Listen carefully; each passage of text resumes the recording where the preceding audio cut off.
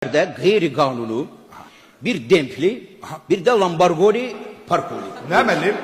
Dempli ile Lamborghini bahalı maşınlar. Bentley bir de Lamborghini.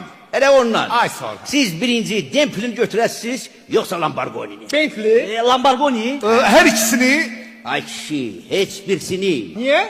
Çünkü o maşınları götüren kimi başlayacak zenciler. Zəf vuracaklar rəisə. Rəis zəf vuracak başka rəisə. Başka rəis zəf vuracak mənim rəisimə. Mənim rəisim də zəf vuracak bana.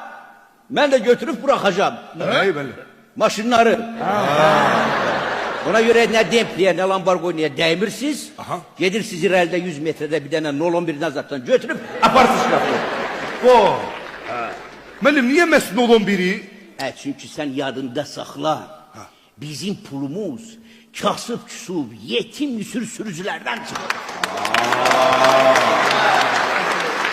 Reis, planı doldurmuşam. 75 tane maşın Strafnoydadır. 75 yaxşı. Oo, təzələr. Əcəb simpatik uşaqlardır ya. Çekil kırağa bu dakika sessiz. Hey. Şun olmasın onlar. Bizim emektaştır. Reis niye bu gündədir o? Qabaq o da sizin kimiydi. Sonra bir AA nömrəli maşını saldı Strafnoya. Yazığı bu güne koydular.